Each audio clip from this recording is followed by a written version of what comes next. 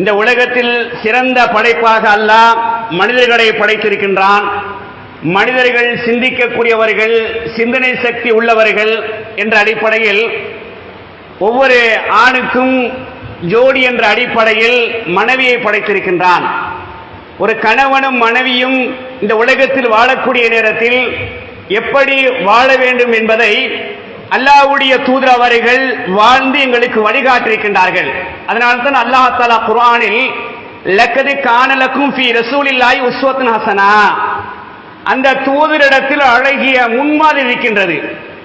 எந்த துறைக்கு வேண்டுமானாலும் நபியருடைய ஹதீஸ் கிரந்தங்களை படித்து பார்ப்போம் என்று சொன்னால் அங்கு ஒரு வழி பிறக்கும், அங்கு ஒரு தெளிவான வழிகாட்டல் இருக்கும். அதைத்தான் அல்லாஹ் சொல்கின்றான், அந்த தூதரிடத்தில் அழகிய முன்மாதிரி இருக்கின்றது. எனவே அன்புக்குரியவர்களே, மனைவி ஒரு அமானிதம் என்ற ஒரு முக்கியமான தலைப்பில் இந்த குறிப்பிட்ட நேரத்தில் சில தகவல்களை உடைய சிந்தனைக்காக முன்வைக்க இருக்கின்றேன். அன்புக்குரியவர்களே, இன்றைக்கு நாங்கள் நிறைய பார்க்கிறோம். குடும்பத்தில் சின்ன பிரச்சனை, வீட்டுக்குள் நடக்கக்கூடிய அந்த சின்ன பிரச்சனையை வீதிக்கு கொண்டு வந்து பூதாகரமாக்கக்கூடிய காட்சியை பார்க்கின்றோம். இது ஏன் என்று சொன்னால், இரண்டு பக்கத்திலும் சரியான ஒரு அண்டர்ஸ்டாண்ட் இல்லை, இரண்டு பக்கத்திலும் ஒரு புரிந்துணர்வு இல்லாததன் காரணமாக சின்ன சின்ன பிரச்சனைகளை தாங்கிக் கொள்ள முடியாமல் அதை வெடிக்கக்கூடிய காட்சியை பார்ப்போம் என்று சொன்னால், மார்க்கத்தை நாம் சரியாக அவதானிப்போம் என்று சொன்னால், அல்லாஹ் சொல்லக்கூடிய உபதேசங்கள், நபியுடைய உபதேசங்களை நாங்கள் உள்வாங்குவோம் என்று சொன்னால் பிரச்சனைகள் பிரச்சனையாக விளங்காது, எதுவுமே பிரச்சனை கிடையாது. நாம் உபதேசங்களை மறந்து நாம் நமது கருத்துக்கள், நமது சிந்தனைகள் மேலெழும்பும் பொழுது நிறைய பிரச்சனை வரக்கூடிய காட்சியை பார்க்கின்றோம். எனவே மனைவியோடு எப்படி இரக்கமாக இருக்க வேண்டும், மனைவியோடு எந்த அளவுக்கு அன்பாக நாங்கள் இருக்க வேண்டும், அதை பற்றி படைத்தவன் என்ன சொல்லி காட்டுகின்றான். தூதர் அவர்கள் எப்படி தனது மனைவிமார்களோடு இரக்கமாக அன்பாக இருந்தார்கள், பிரச்சனை வரக்கூடிய நேரத்தில் அந்த பிரச்சனைக்கு எப்படி அழகான முறையில் அணுகினார்கள் என்பதைத்தான் ஒன்றன் பின் ஒன்றாக உங்களுடைய சிந்தனைக்கு முன்வைக்க இருக்கின்றேன். முதலாவது கவனிங்கள், படைத்தவன் சொல்லி காட்டுகின்றான், வமின் ஆயாத்திஹி அன் ஹலக லக்கும் மின் அன்ஃபுசிக்கும் அஸ்வாஜா, உங்களுடைய மனைவியை உங்களிலிருந்தே நாம் படைத்தோம், உங்களுடைய மனைவியை உங்களிலிருந்தே நாம் படைத்தோம் நல்லா சொல்லிவிட்டு தஸ்குனு இலைஹா, நீங்கள் அவளிடத்தில் அமைதி வருவதற்காக வேண்டி. பாருங்க, அல்லாஹ் சொல்லக்கூடிய உபதேசத்தை பாருங்க. மனைவி என்று சொன்னால் ஒரு அமைதி. அப்ப திருமணம் எதற்காக வேண்டி? நாம் அமைதியாக, நிம்மதியாக, சந்தோஷமாக வாழ்வதற்காக வேண்டி அல்லாஹ் என்ன செய்யறான்டா, எங்களிலிருந்தே அவருடைய மனைவியை படைக்கிறான். படைச்சிட்டு இருந்தால் என்ன சொல்றான், நீங்கள் அமைதி வருவதற்காக வேண்டி, அவள் மூலமாக நீங்கள் நிம்மதி அடைவதற்காக வேண்டித்தான் உங்களில் இருந்து உங்களுடைய ஜோடியை படைத்தோம் என்று அல்லாஹ் சொல்லிவிட்டு வஜால பைனக்கும் மவத்தத ரஹ்மா, உங்கள் இருவருக்கு மத்தியில் இரக்கத்தையும் அன்பையும் நாம் ஏற்படுத்த அல்லாஹ் சொல்றான். அல்லாஹ் என்ன சொல்றான்டா, ரெண்டு பேருக்கும் இரக்கம் இருக்கு, ரெண்டு பேருக்கு மத்தியில் அன்பு இருக்கின்றது, இப்படித்தான் என்ன செய்திருக்கின்றோம், படைத்திருக்கின்றோம் சொல்லக்கூடிய தகவலை நாம் குர்ஆனில் கவனிக்கின்றோம். இன்னும் அன்புக்குரியவர்களே, அந்த இரக்கம் அன்பின் மூலமாக அந்த குடும்பம் ஒரு சிறந்த குடும்பமாக, ஒரு நல்ல குடும்பமாக வாழ வேண்டும் என்பதைத்தான் அல்லாஹ் தஆலா இவருடைய சிந்தனைக்கு முன்வைக்கின்றான். அதே போன்று பாருங்கள், அல்லாஹ்வுடைய தூதர் சொல்லுகின்றார்கள், ஒரு பெண்ணை பற்றி சொல்லக்கூடிய நேரத்தில் அத்துன்யா மதாஉன், இந்த உலகம் என்பது இன்பகரமானது, இந்த உலகம் என்பது இன்பகரமானது, வ கைரு மதாஇ துன்யா, இந்த உலகத்துடைய இன்பங்களிலே சிறந்தது. ரசூல் அழகா சொல்றான் பாருங்க, இந்த உலகம் என்பது இன்பமானது, இந்த இன்பங்களிலே சிறந்த இன்பம் ஃபர்ஸ்ட் குவாலிட்டி, முதலாவது எதுன்னு சொன்னால் அல் மர்அத்து ஸாலிஹா, சாலிகான மனைவி என்று சொல்கின்றார்கள். அப்ப இந்த அடிப்படை நாங்க பார்க்க நேரத்தில் ஒருவருக்கு ஒரு மனைவி சாலிகா அமைந்து விட்டால், அதனால ரசூல் சொல்றாங்க, வீடும் அவருடைய வாகனமும் அவருடைய மனைவியும் சரியாக அமைந்து விட்டால் அவர் பாக்கியசாலி சொல்றாங்க. இந்த மனைவியை நாம் தேர்ந்தெடுக்கக்கூடிய அந்த கலையையும் அந்த பாடத்தையும் சொல்லித்தாராங்க, தனி பாடம். ஒரு மனைவியை எப்படி நான் திருமணம் முடிப்பதற்கு முன்னால் வரக்கூடிய மனைவி நான் தெரிவு செய்வது, நாம் அங்கு பிழைவிடுவோம் என்று சொன்னால் முதல் கோணல் முற்றிலும் கோணல்.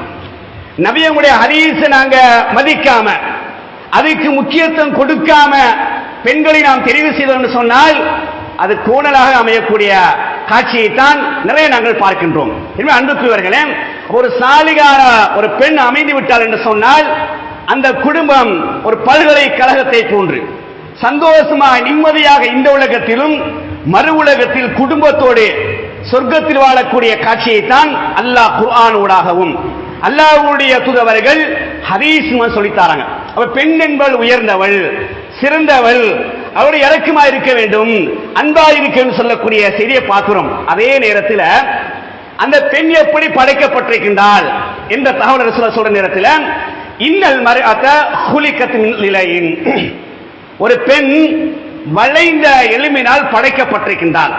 பெண் என்பவள் வளைந்த எலும்பினால் படைக்கப்பட்டிருக்கின்றால் லன் தஸ்தகீம லக அலா தரீகா, எப்போதும் உனக்கு நேர்பட மாட்டான். ரசூலுல்லாஹ் சொல்லிட்டாங்க, நீ ஒன்று சொல்வா, உன் மனைவி ஒன்று சொல்வாங்க, நீ ஒன்று பேசினா மனைவி ஒன்று பேசுவாங்க.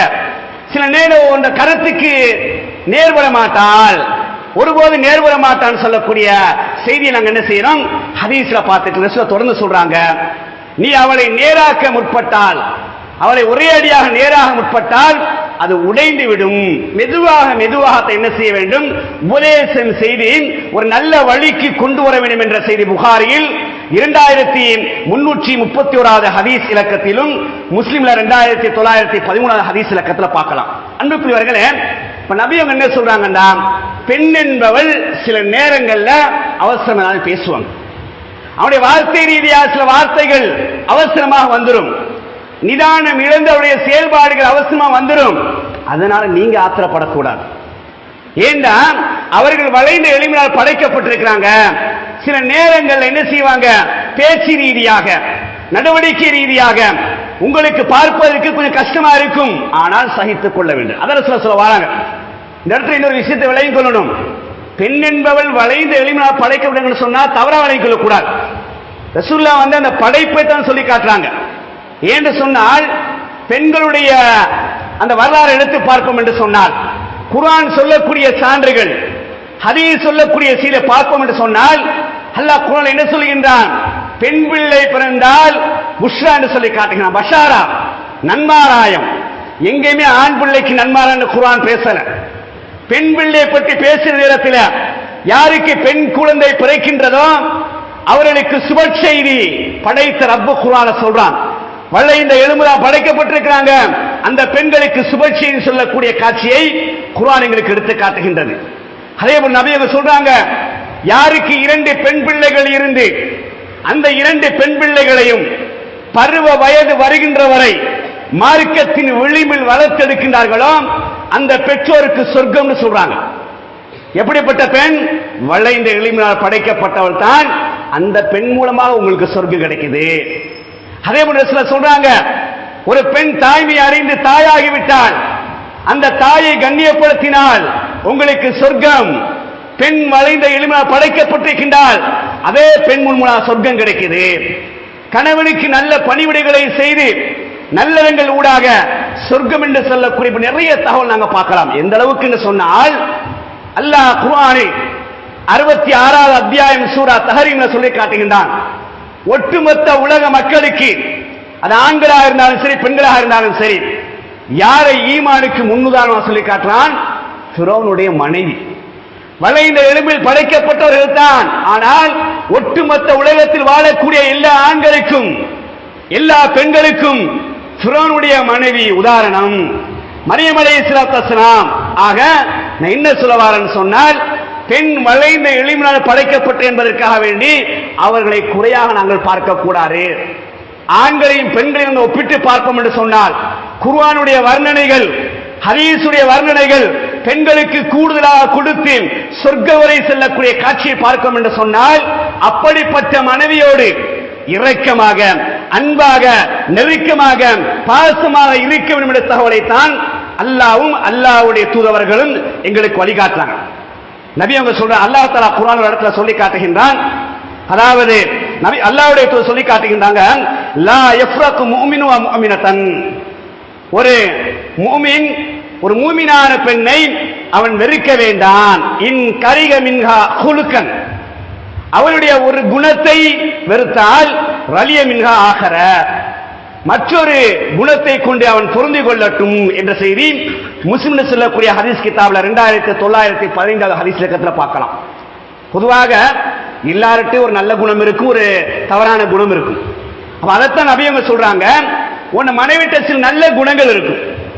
சில நேரங்கள் உனக்கு பிடிக்காத வார்த்தைகள் மூலமாக, பிடிக்காத செயல் மூலமாக அவளுடைய வெறுப்புக்கு ஆனாலும் கூட அந்த நல்ல குணம் இருக்குது இல்லையா, அந்த நல்ல பண்புகள் இருக்குது இல்லையா, அந்த குணத்தை கொண்டு என்ன செய், நீ திருப்தி அடைந்து கொள் என்று ஆண்களுக்கு, கணவன்மார்களுக்கு அல்லாஹ்வுடைய தூதர் அவர்கள் உபதேசம் செய்யணும்னு சொன்னால் என்ன சொல்ல வராங்க, அவள் தவறு என்ற ஒரு செயல்பாட்டில் இருந்தாலும் கூட அது அழகான முறையில் திருத்துங்க, அழகான முறையில் திருத்தி அன்பாக நடந்து கொள்ளுங்க என்ற அளவுக்கு சொன்னால் அல்லாஹ்வுடைய தூதர் சொல்றாங்க, வஸ்தௌசு பின் நிசாயி, பெண்களுக்கு நீங்கள் உபதேசம் செய்யுங்க, அழகான உபதேசம் செய்ய சொல்லக்கூடிய தகவலை பார்க்கணும்னு சொன்னால் அன்புக்குரியவங்களே, உண்மையில் இந்த மனைவிமார்கள் செய்யக்கூடிய தியாகங்களை நீங்க கொஞ்சம் உட்கார்ந்து பட்டியல் போட்டு பாருங்க, உள்ள அப்படியே பூருக்கு.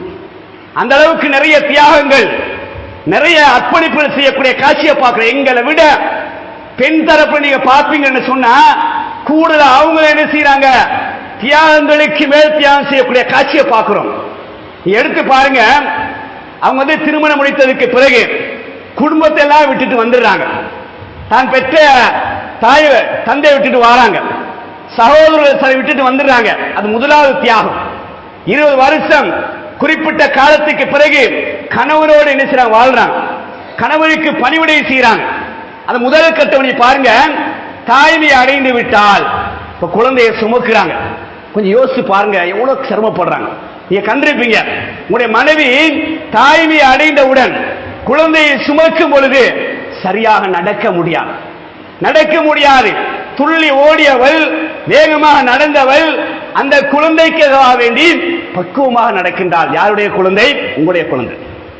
உங்களது குழந்தையை வளர்ப்பதற்காக வேண்டி, உங்களுடைய குழந்தையை கர்ப்பத்தில் வளர்ப்பதற்காக வேண்டி எவ்வளவு தியாகம் செய்யணும் நீங்க ஒரு கணக்கு போட்டு பாருங்க. சரியா நடக்க முடியாது, திருப்திகரமா சரியா உட்கார முடியாது, அவங்க நினைச்ச மாதிரி படிக்க முடியாது, நினைச்ச உணவுகளை நினைச்ச மாதிரி சாப்பிட முடியாது, எதுக்கெடுத்தாலும் வாந்தி வரும், தலை சுத்து வரும், எவ்வளவு பிரச்சனை. யாருக்காக வேண்டி? கணவனுக்காக வேண்டி. உங்களுடைய குழந்தையை அழகாக பெற்று தருவதற்காக வேண்டி எவ்வளவு கஷ்டப்படுகின்றால். அதான் படைச்சவன் ரப்பு சொல்றான், பலகீனத்துக்கு மேல் பலகீனம். சும்மா இல்ல, படைச்சவனே சொல்றான், பெண்ணுடைய அந்த வழிகளை எடுத்து பார்த்தீங்கன்னா தான் அவங்கள வலிமையால படைச்சிக்கிறான். ஒவ்வொரு வழிகளை தாங்கக்கூடிய சக்தி, அந்த வலிமை அல்லாஹ் தஆலா பெண்களுக்கு நிறைய கொடுத்திருக்கிறான். எங்களுக்குள்ள சில கஷ்டம், ஆனா அவங்க தாங்கிக் கொள்வாங்க. அந்த மனசு என்ன செய்கின்றான், அல்லாஹ் தஆலா பொதுவாக கொடுத்திருக்கக்கூடிய காட்சியை பார்க்கிறோம். படைச்சவன் சொல்றான், பலகீனத்துக்கு மேல் பலகீனம் அடைந்து என்ன செய்யறாங்க, ஒரு குழந்தையை பெற்றெடுக்கிறாங்க. யாருக்காக வேண்டி? உங்களுடைய பேர் சொல்வதற்காக வேண்டி. நாங்க பாக்குறோமா இல்லையா, யாருடைய பேரை சொல்லி அழைக்கிறாங்க. ஒரு ஸ்கூல்ல ஒரு ஃபங்க்ஷன் நடக்குது, புள்ள நல்ல ரிசல்ட் எடுத்துருச்சு, மதரசால ஒரு நல்ல ரிசல்ட் எடுத்துருச்சு, யாருடைய பேரை சொல்லுவாங்க? உங்களுடைய ஆணுடைய அந்த தந்தையுடைய பேரை சொல்லி என்ன செய்யறாங்க, இன்னாருடைய மகன் என்று அழைக்கிறாங்களா இல்லையா? கஷ்டப்பட்டது யார்? உங்க மனைவி. நீங்க யோசிச்சு பாருங்க, குழந்தையை பெற்றெடுத்ததற்கு பிறகு கிட்டத்தட்ட 2 ஆண்டுகள் 2 வருடங்கள் தொடர்ந்து பால் கொடுக்கின்றார். எவ்வளவு பெரிய சிரமம்னு பாருங்க. காலையில பகலையில இரவுல ஜாமத்துல இப்படி யோசிச்சு பாருங்க. எப்பெல்லாம் அந்த குழந்தை அழுது துடிக்கின்றதோ அப்பெல்லாம் அரவணைத்து அமுதமாக பாலை ஊற்றுன்னு சொன்னால் உங்களுடைய பிள்ளை ஆரோக்கியமாக வர வேண்டும். உங்களுடைய பிள்ளை சக்தி உள்ள பிள்ளையாக, ஆற்றல் உள்ள பிள்ளையாக வர வேண்டும் என்பதற்காக வேண்டி தியாகத்துக்கு மேல் தியாகம் செய்கின்றான். சாப்பாடு உணவு ஊட்டக்கூடிய காலம் வந்துருச்சு.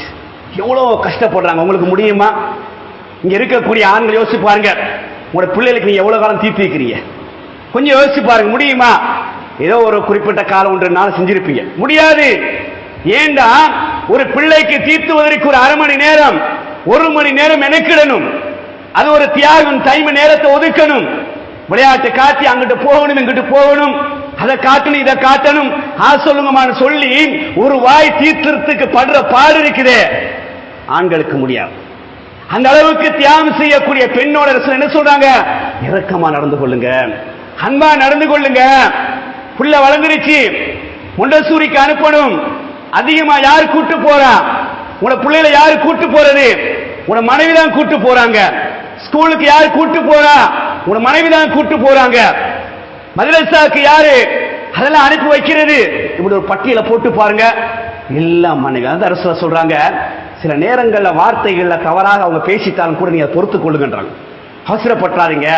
எவ்வளவு நல்ல குணம் இருக்குது பாருங்க, எவ்வளவு தியாகம் செஞ்சுக்கிறான் பாருங்க, எவ்வளவு அர்ப்பணிப்பு செஞ்சுக்கிறான் பாருங்க. அந்த மனைவியோட என்ன செய்யுங்க, இரக்கமாக நடந்து கொண்டு சொல்லக்கூடிய காட்சியை பார்க்கணும்னு சொன்னால் இது எல்லாம் எங்களுக்கு ஒரு முன்னுதாரணம். அல்லாஹ்வுடைய தூதர் அவர்கள் அந்த மனைவிமார் நடந்த காட்சியை நாங்க பார்க்கிற நேரத்தில் அடிக்கடி என்ன செய்வாங்கடா, ஹதீஜா ரலியல்லாஹு தஆலா அன்ஹாவுடைய தோழிமார்களுக்கு அவங்க மௌத்தா போனதுக்கு பிறகு ஆயிஷா ரலியல்லாஹு தஆலா அன்ஹா வீட்டில் இருக்கிற நேரத்தில் என்ன சொல்லுவாங்கடா, இந்த ஹதீஜாவுடைய தோழிகளுக்கு கொஞ்சம் சமையலை அனுப்புங்கன்னுவாங்க. இப்ப சரி கொஞ்சம் ஆணம் கூட காய்ச்சினால் அந்த இறைச்சி என்ன செய்வாங்க, கொடுத்து அனுப்புவாங்கடாங்க. அனுப்புங்கன்னு சொல்ற நேரத்தில் ஆயிஷா சொல்றாங்க, எனக்கு ரோசம் வரும்னு சொல்றாங்க. எனக்கு ஒரு வைராக்கியம், என்னடா எப்பயோ மௌத்தா போன அந்த மனைவி இன்னும் நினைச்சுக்கிட்டு இருக்கிறாங்க ரசூலுல்லாஹி ஸல்லல்லாஹு அலைஹி வஸல்லம் என்று ஆயிஷா இந்த ஹதீஸ் அறிவிக்கிறாங்க. எனக்கு ஒரு வைராக்கியம், என்ன யா ரசூலல்லாஹ், வயசு போன அந்த பொம்புல அந்த மனைவி அது மௌத்தா போயிட்டாங்க, இன்னும் நினைக்கிறீங்கன்னு சொல்லி அவங்களுடைய தியாகங்களை சொல்றாங்க. ஏண்டால் அந்த தியாகத்துக்கு ஈடாக முடியாது. அந்த நேரத்தில் அல்லாஹ்வுடைய தூதர் மக்காவில் இருக்கிற நேரத்தில் பலவிதமான இன்னல்கள் எவ்வளவு அரவணைச்சாங்க தெரியுமா, எவ்வளவு ஆறுதலான வார்த்தைகள் தெரியுமா.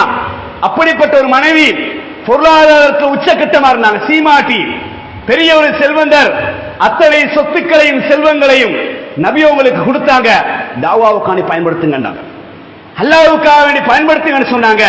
அதனால அவங்க செஞ்ச தியாகத்தை மறைக்க முடியாது ஆயிஷாவே, அது உள்ளத்துல அப்படியே அச்சா பதிஞ்சிருக்கு, வடுவா இருக்கு சொல்லக்கூடிய காட்சியை பார்க்கிறோம்னு சொன்னால் மனைவியோட அந்த அளவுக்கு இரக்கமா இருக்கும், அந்த அளவுக்கு அன்பா இருக்கு, மறைக்க கூடாது, எப்போதும் மறந்து விடக் கூடாது என்பதற்காக வேண்டித்தான் இப்படியான நிறைய தகவல்களை நாங்கள் என்ன செய்யறோம், குர்ஆனையும் ஹதீஸையும் பார்க்கிறோம் என்று சொன்ன அன்புக்குரியவர்களே, மனைவியோட என்ன செய்யுங்க, நல்லா நடந்து கொள்ளுங்க. அதே போல பாருங்க, இன்னும் சில செய்திகளை பார்க்கலாம். எந்த அளவுக்கு சொன்னால் அல்லாஹ்வுடைய தூதர் அவர்கள் அரஃபா மைதானத்தில் வச்சு உபதேசம் செய்யறாங்க. ஆண்களுக்கு குறிப்பா ஆண்களுக்கு சொல்றாங்க, பெண்களுக்கு சொல்றாங்க. ஆண்களை பார்த்து பேசின நேரத்தில் ஃபத்தகுல்லாஹ் ஃபின் நிசாஇ, உங்களுடைய மனைவிமாருடைய விஷயத்தில் நீங்க அல்லாஹ் பயந்து கொள்ளுங்கன்றாங்க. பாருங்க, நேரடியா சொல்றாங்க பாருங்க, உங்களுடைய மனைவிமாருடைய விஷயத்தில் அல்லாஹ்வை நீங்கள் பயந்து கொள்ளுங்கள். ஃபஇன்னக்கும் அகத்துமுஹுன்ன பிஅமானில்லாஹ், அல்லாஹ்வுடைய அமானிதமாக நீ அவங்கள கரங்களை பற்றி பிடித்திருக்கிறீங்க. அவர்கள் அல்லாஹ்வுடைய அமானிதம். ரொம்ப நீங்க என்ன செய்யணும், அவருடைய விஷயத்துல அல்லாஹ்வை பயந்து கொள்ள வேண்டும். பொதுவாக ஒரு அமானிதம் எங்கள்கிட்ட ஒரு ஆள் தாரன்னு வச்சுக்கோங்களேன், ஒரு பொருள் எங்களுக்கு தாரா, நம்ம என்ன செய்வோம், கண்ட மாதிரி தூக்கி வீசுவோமா, கண்ட மாதிரி போடுவோமா? ஒருத்தர் ஒரு பொருளை இதை வச்சிருந்து தாங்கன்னு சொன்ன என்ன செய்வோம், எங்கட பொருளை விட என்ன செய்வோம், ரொம்ப பாதுகாப்பாக பக்குவமாக அதை என்ன செய்வோம், பாதுகாப்போம். அவர் எப்ப கேட்கிறாரோ அப்ப கொடுத்துருவோம்.